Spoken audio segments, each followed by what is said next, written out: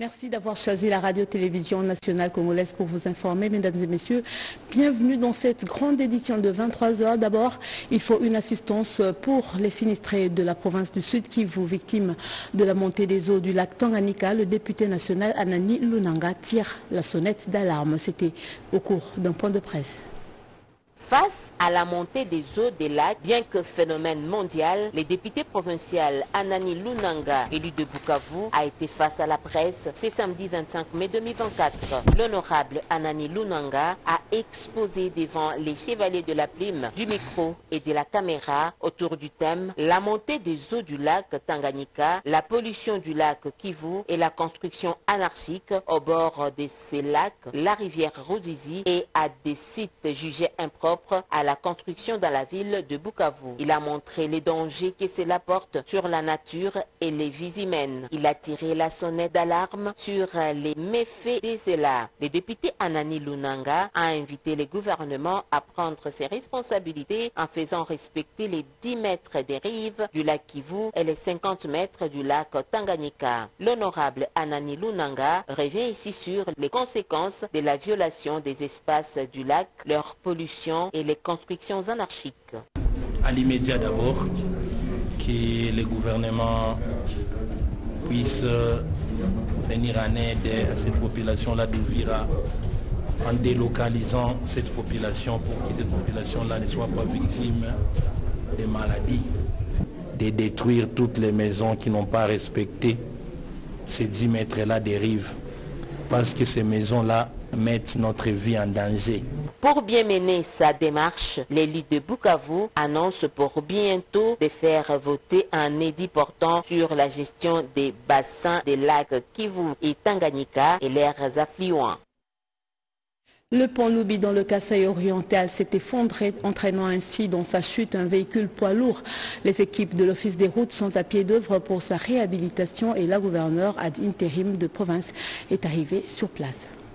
La ministre provinciale de la Justice, des Droits humains et Affaires humanitaires, Joël Etouika Lengandou, faisant l'intérim du gouverneur de province intérimaire en mission officielle à Kinshasa, s'est rendu dimanche 26 mai 2024 à Kabea-Kamwanga pour faire l'état des lieux de l'effondrement du pont Loubi sur la rivière qui porte le même nom. L'autorité provinciale intérimaire était accompagnée du directeur provincial de l'Office des routes Marcus Okita-Chocha. Sur place, la délégation a constaté qu'un camion lourdement chargé de sacs de maïs a fini sa course dans la rivière, emportant ainsi avec lui une partie du pont. La cause de cet accident malheureux serait la surcharge et le manque de contrôle.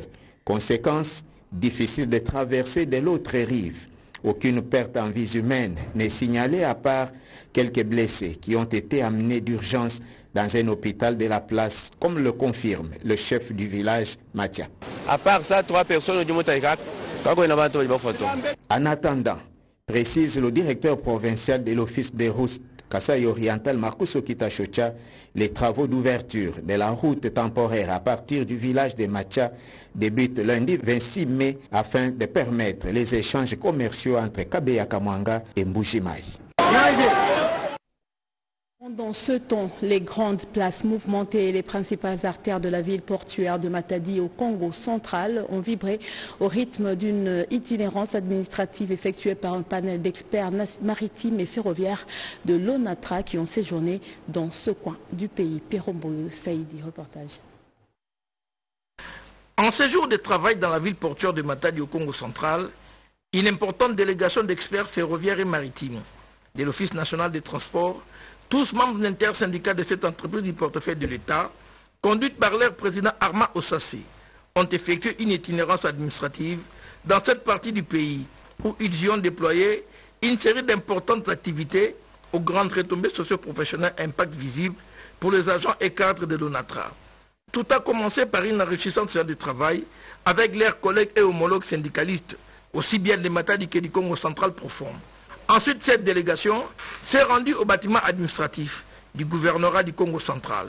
Reçue par le ministre provincial des Transports, Mac Matondo, qui était accompagné de sa collègue de justice, Anne-Marie Tsassa, qui assumait l'intérim du gouverneur, cette délégation a déposé son mémorandum, dont les points saillants étaient la protestation contre la mise en concession du parc TSM au port de Matadi, Enfin, joignant l'utile à l'agréable, une marche pacifique de protestation a été organisée dans les principales artères et grandes places mouvementées de Matadi, avec comme point de chute les ports internationaux de Matadi, où les membres de l'intersyndicale ont tenu une assemblée générale extraordinaire. Belle opportunité pour ces derniers de sensibiliser les agents et cadres de l'ONATRA sur les divers contours de ces épineuses problématiques et les mécanismes efficaces liés au processus de la relance des activités multisectorielles et transversales de l'Office national des transports.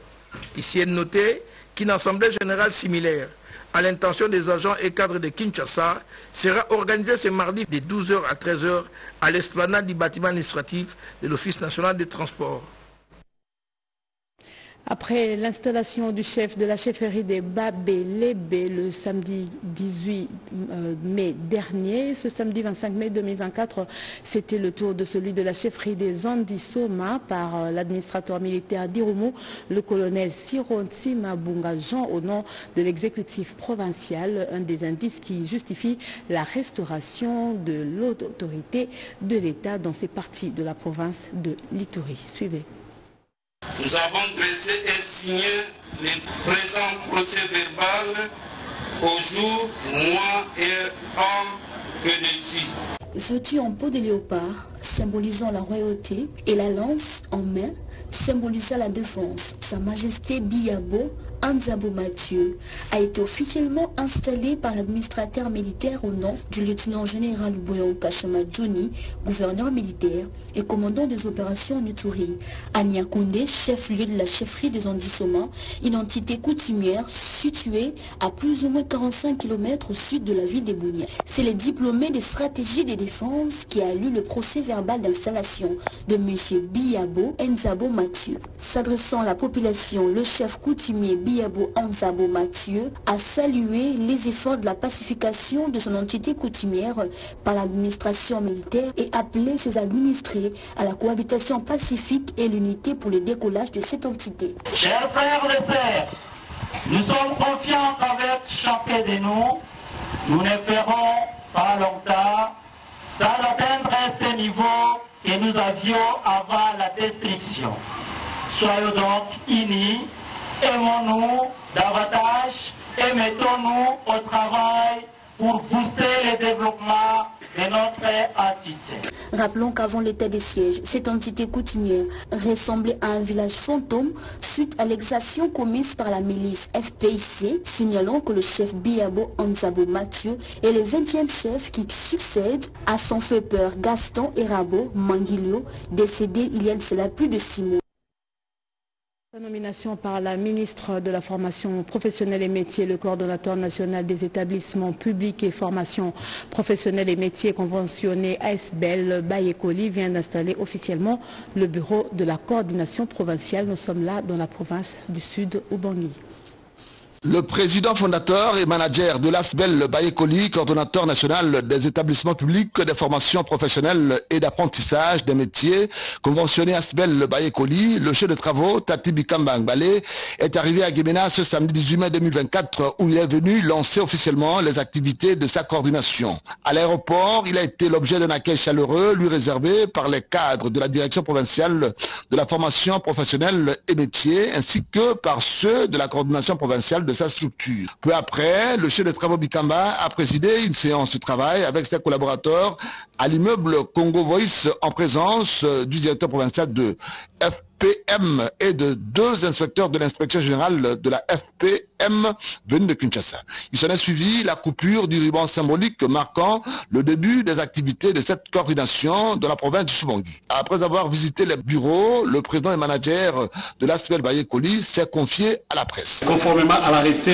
064, Madame le ministre Antoine Kipouka-Benga avait donné un mandat de gestion à l'ASBEL Bayekoli. Et conformément à l'arrêté 0146, ce partenariat a donné la possibilité, par voie de cet arrêté, la création et l'autorisation de fonctionnement des établissements de ces ministères dans cette province de la RDC, donc fait partie de Sidibangui.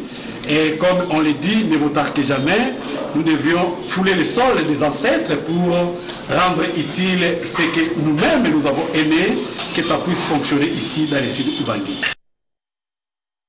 Après les districts de Lukunga, Moamba, Tchangou, la tournée organisée par l'honorable Germaine Chinyama Nzolantima, vice-présidente de l'Assemblée provinciale de Kinshasa et coordonnatrice fédérale de la REP, a eu comme point de chute le district de la Funa où les jeunes réunis sur l'avenue Enseignement dans la commune de Kassavubu. Objectif, sensibiliser les jeunes quinois à abandonner les antivaleurs pour une société moderne et prospère. Le district de la Funa a été la dernière étape qui boucle la tournée qu'a effectuée la vice-présidente de l'Assemblée provinciale de Kinshasa, l'honorable Germaine Chinyama, sur l'ensemble des 4 districts de la capitale. Elle est descendue sur le terrain dans sa double casquette de coordonnatrice de l'interfédéral de Kinshasa du parti politique Agissons pour la République de Maître Guilo Andomboyo qui imprime un leadership fort. Sensibiliser les membres de cette formation politique en vue de la redynamisation de la base, mais surtout les jeunes quinois qui sont appelés à abandonner toutes sortes d'antivaleurs. C'est de cette manière que l'on devra construire une société moderne et prospère avec le concours de la jeunesse qui constitue la plus grande démographie. C'était avant de recueillir les desiderata socio-économiques de cette jeunesse par la voix de l'homme le plus heureux de cette manifestation, le secrétaire exécutif fédéral de la FUNA, le bishop Shadrach. La REP, membre de l'Union sacrée de la nation, est déterminée à apporter des innovations pour la réussite du deuxième quinquennat du président de la République, Félix Antoine Tshisekedi. L'initiative dépend de la vision de notre parti. Parce que c'est à nous de bâtir le Congo de demain. On ne peut pas bâtir quelque chose sans l'amour. Tu vois? Parce que notre parti, c'est un parti qui a des valeurs chrétiennes. Satisfaction de la vice-présidente de l'APK pour la clôture de cette ronde de Kinshasa avec succès, dont les membres se sont retrouvés sur avenue Enseignement dans la commune de Kassavubu. Des gens très motivés, surtout les jeunes, et il suffit de bien les encadrer, on aura un bon résultat. Un présent de la part des fédéraux à leur hôte a couronné cette tournée. Pendant ce temps, les jeunes Congolais, spécialement les étudiants, devraient faire une synergie pour propulser l'entrepreneuriat sur l'initiative de FCM interuniversitaire dans le cadre du programme Dream Academy. Ces jeunes se sont réunis dans un forum parrainé par l'ANADEC. Objectif, accompagner les jeunes entrepreneurs sur les avantages et d'autres questions liées à l'entrepreneuriat. Une fois de plus, Rodépanda, reportage. La Maison de l'entrepreneuriat et l'innovation au Congo a servi de cadre pour la tenue du Forum national axé sur Jeunes Avenir qui vise à mettre en place une synergie de jeunes congolais, principalement les étudiants, pour pouvoir propulser davantage l'entrepreneuriat de jeunes que prône le chef de l'État Félix Antoine Tshisekedi. Parrainé par l'ANADEC, sur l'initiative de la FCM interuniversitaire dans le cadre de son programme Dream Academy, ce forum tient à donner un accès à la vision et à la culture managériale de l'entrepreneuriat chez les jeunes d'une part et les étudiants d'autre part. Les objectifs poursuivis dans cette rencontre sont notamment d'accompagner les jeunes entrepreneurs sur les avantages ainsi que les questions qui touchent à l'entrepreneuriat, a souligné Lionel Lokonda, chargé de partenariat ANADEC. Aujourd'hui, c'est clair qu'avec cette jeunesse, nous devons les accompagner pour accroître cette idée entrepreneuriale. Nous savons que la RDC a au moins plus de 75% du poids démographique représentant des jeunes. L'ANADEC, par sa vision d'accompagner la jeunesse à travers le chef de l'État, via le directeur général de l'ANADEC, nous aidons tous ces jeunes à réaliser leur idée d'entreprendre et puis les accroître dans le processus entrepreneurial afin de créer des classes moyennes congolaises en RDC via des jeunes. Les échanges répartis en panels durant lesquels les intervenants ont tour à tour prêché aux participants certains acquis dans l'exercice de leur métier. La cérémonie s'est clôturée par la remise des brevets et des mérites aux personnes qui excellent. Cela vaut l'encouragement. Rappelons que le stand d'exposition des objets fabriqués par ces jeunes ont accueilli le public. Question de mieux concilier la théorie à la pratique. Parlons cette fois-ci de cette conférence de presse de l'Office national des produits agricoles du Congo, axée sur l'agriculture en République démocratique du Congo. La Conférence nationale des producteurs du Congo, ONAPAC en sigle, a pour vision de contribuer à l'avènement d'un monde paysan solidaire, professionnel et prospère. Ainsi, promouvoir les intérêts des producteurs agricoles congolais pour l'épanouissement de la vie sociale. Cette dernière a animé une conférence de presse récemment sur l'importance de l'agriculture familiale en RDC. Les organisations de la société civile paysanne dont les recommandations suivantes au gouvernement congolais. La priorisation des secteurs productifs en misant sur l'agriculture et les productions intérieures. À cet effet, les producteurs agricoles souhaitent bénéficier directement des crédits agricoles comme dans tous les autres pays du monde, lui doter de moyens et d'un budget conséquent. La sécurité et l'intégrité du territoire ne sont pas négociables afin d'assurer la paix et la stabilité aux producteurs agricoles dont la majorité vit dans les milieux ruraux et principaux victimes des affres de guerre. Soutenir l'agriculture est l'un des objectifs du gouvernement central pour lutter contre la famine dans le pays. Dans la province du Maniema, une randonnée fluviale a été organisée par la Régie des voies fluviales RVF. La Direction générale de la Régie des voies fluviales RVF en sigle a organisé ce lundi 27 mai 2024 la première randonnée d'essai technique du baliseur d'affluent sur le fleuve Congo ici à Kindu, chef-lieu de la province du Maniema. Cette randonnée a eu lieu en présence des autorités provinciales du Maniema. Contacté par la presse après la randonnée de plus de 45 minutes, le directeur général de la Régie des voies fluviales venu de Kinshasa, M. Daniel Loaboshi, a loué le courage du chef de l'État, Félix-Antoine Tshisekedi Tshilombo, pour avoir déboursé l'argent en fait de finir avec les travaux de ce bateau qui a débuté depuis 2018.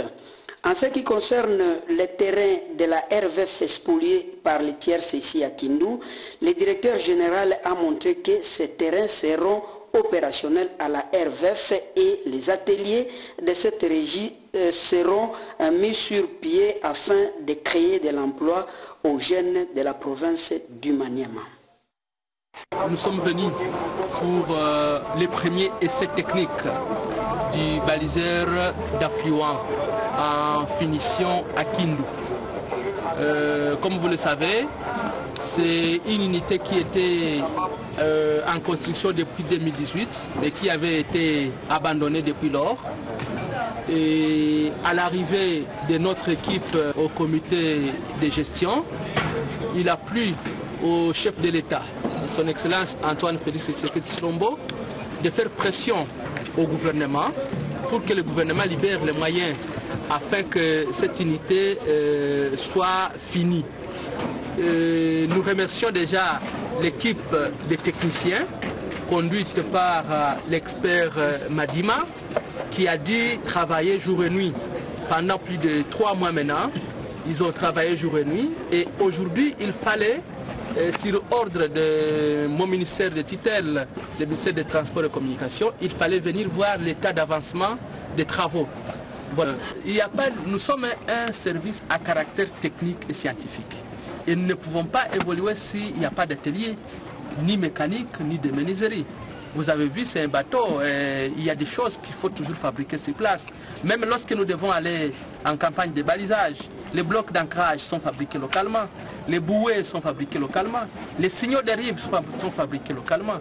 Donc dès l'instant que nous devons faire notre travail, nous avons l'obligation d'avoir un atelier et nous en avions à l'époque.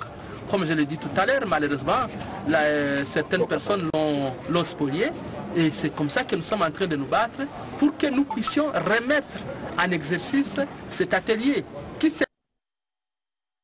C'est le plus grand séminaire que compte la République démocratique du Congo. Le séminaire de Maïdi vient de totaliser 93 ans d'existence. Situé dans la province du Congo central, dans le territoire de Madimbal, on observe des fissures à travers tout le bâtiment, d'où ce plaidoyer pour la réhabilitation de cette infrastructure.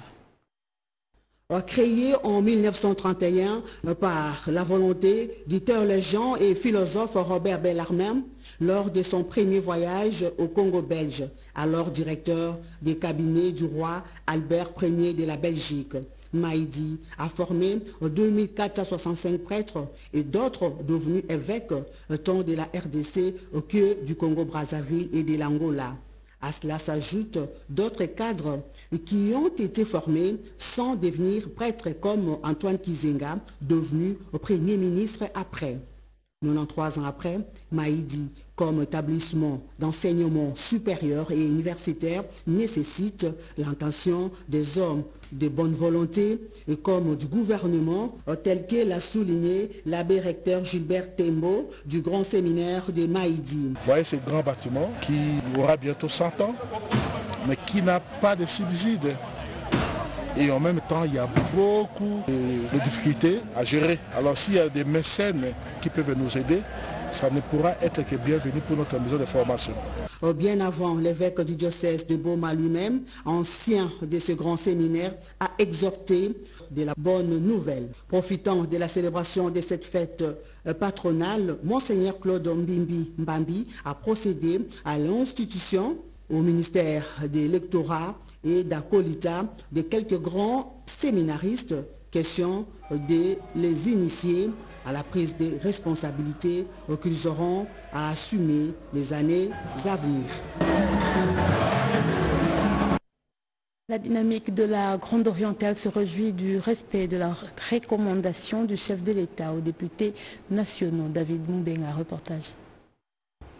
La recommandation faite par le président de la République, Félix Tshisekedi, au cours de la rencontre avec les députés nationaux, membres de l'Union sacrée pour la nation, celle de voir un ressortissant de la Grande Orientale faire partie du bureau définitif de l'Assemblée nationale a été respectée. L'élection de l'honorable Grace Nehema au poste de questeur adjointe en est une preuve éloquente. C'est dont se réjouit la dynamique de la Grande Orientale. La dynamique, depuis l'année passée, s'est organisée pour soutenir les chefs de l'État. Je crois que dans la Grande Orientale, notre candidat, notre champion a été élu massivement et démocratiquement. Le président Félix, lors de la campagne électorale, il avait dit clairement qu'il n'allait pas oublier la Grande Orientale. Voilà qu'il a montré, il a demandé à ce que l'erreur soit corrigée.